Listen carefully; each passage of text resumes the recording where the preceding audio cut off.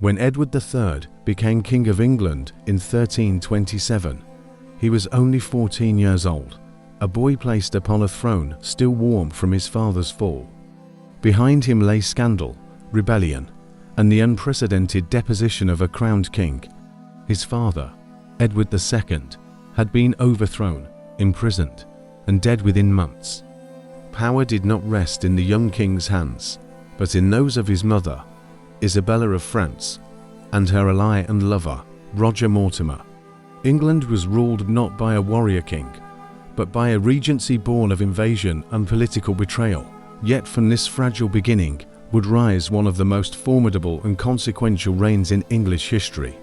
Edward III's 50-year rule would reshape England's monarchy, ignite the 100 Years' War, revive chivalric culture, strengthen Parliament's financial role, and leave a legacy of glory and strain that echoed long after his death. His life was a transformation from puppet king to warrior monarch. From shadowed youth to the embodiment of medieval kingship, Edward was born in 1312, the son of Edward II and Isabella. His childhood unfolded during one of the most unstable periods in English royal history. He witnessed firsthand the resentment toward the Despensers, the humiliation of his mother, and the political storms that swallowed his father's rule. These early years formed a king deeply aware of the dangers of weak authority. In 1326, Isabella and Mortimer invaded England, claiming to act in the young prince's name. The regime of Edward II collapsed almost without resistance. By January 1327, Edward II was forced to abdicate, and the boy was crowned Edward III. But the crown was not yet his. Mortimer governed as the real power behind the throne. He enriched himself, secured titles, and made decisions in the king's name. One of his most controversial actions came in 1328, when he concluded the Treaty of Edinburgh-Northampton with Robert the Bruce of Scotland. The treaty recognized Scottish independence and renounced its English claims, terms many English nobles viewed as humiliating after decades of war. To young Edward, Mortimer's dominance and the treaty's concessions were bitter reminders that he was king in name only. By 1330, Edward was 18. He had grown into a physically strong, determined young man. Quietly, he gathered loyal companions. In October of that year, he acted with sudden boldness. At Nottingham Castle, Edward and his allies staged a coup. Mortimer was arrested. Isabella was spared, but removed from power. Mortimer was tried for treason and executed. With this decisive stroke, Edward III seized his kingship. The reign that followed would be defined by war, pageantry, and political evolution. One of Edward's earliest goals was to reassert English influence in Scotland. War resumed, and in 1333, Edward won a major victory at the Battle of Halidon Hill. English longbowmen devastated Scottish forces, proving again the deadly effectiveness of English archery tactics. Though Scotland would remain fiercely resistant, Edward's campaigns restored English prestige. But it was across the Channel that Edward would make his greatest gamble. Edward's mother, Isabella, was a French princess. Through her, Edward had a claim, however disputed, to the French throne after the death of his maternal uncle, Charles IV of France, in 1328. The French nobility instead chose Philip VI, beginning the Valois dynasty. Initially, Edward paid homage for his lands in Gascony, but tensions grew. Conflicts over feudal rights, trade in the Channel, and French support for Scotland fueled hostility. In 1337, Edward III formally asserted his claim to the French crown. The 100 Years' War began. This conflict would not be a single continuous war, but a series of campaigns spanning generations. Yet Edward III's early offensives set its tone. He formed alliances with rulers in the Low Countries, seeking to pressure France from multiple fronts.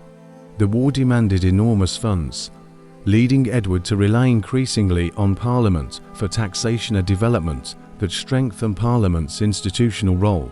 Military innovation defined the early victories. English armies combined disciplined infantry with masses of longbowmen capable of unleashing rapid, armor-piercing volleys. These tactics proved devastating against French knights. In 1340, Edward won a major naval victory at the Battle of Sluys, destroying much of the French fleet and securing control of the English Channel. This victory protected England from invasion and ensured safe passage for English armies. The most famous triumph came in 1346. Edward led an army into Normandy, devastating the countryside in a chevauchée-mounted raids designed to weaken French resources and provoke battle. Near the village of Crécy, the French king confronted him with a much larger force.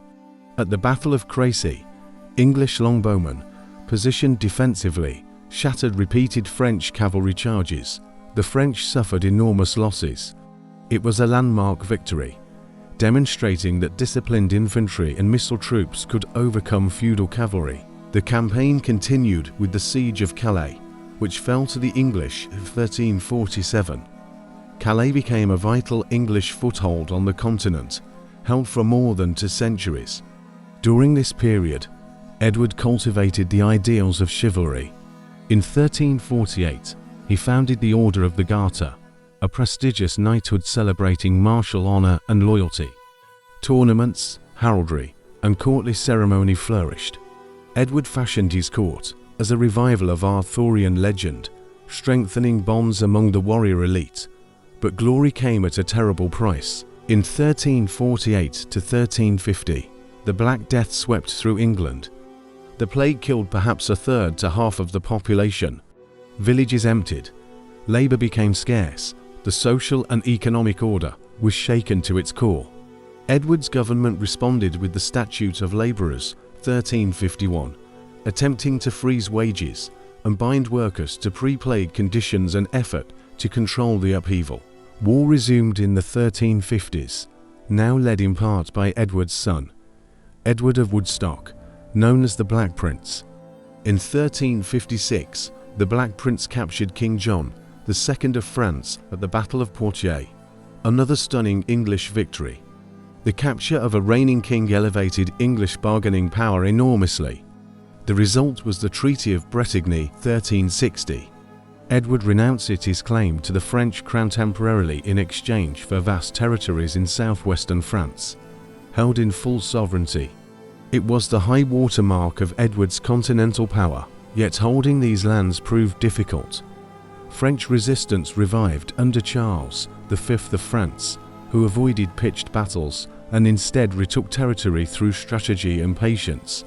English control in France eroded during the later years of Edward's reign.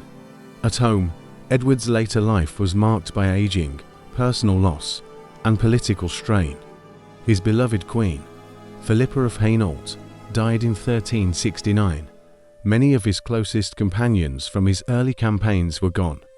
The Black Prince fell ill and died in 1376, a devastating blow. As he had been heir and military hero, court politics grew troubled. Edward's affection turned toward Alice Perrers, whose influence became controversial. Parliament, increasingly confident, criticized royal spending and corruption. The Good Parliament of 1376 sought reforms and impeached royal officials, an early example of parliamentary assertiveness. By the time Edward III died in 1377, he had ruled for half a century. His grandson, Richard II, inherited the throne. Edward's reign left a complex legacy. He restored the dignity of kingship after the chaos of his father's fall. He expanded England's role in European politics.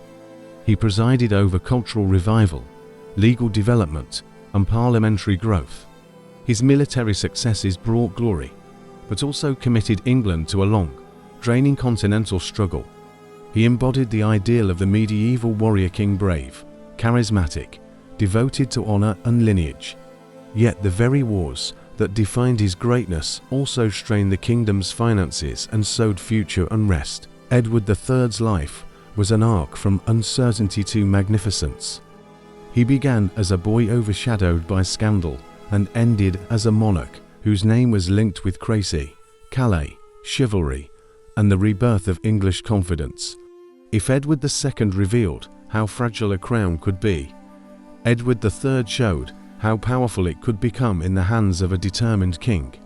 His reign stands as one of England's grand epics, a time when banners flew across France, when the longbow reshaped battlefields, and when a once threatened monarchy rose again to command the stage of Europe.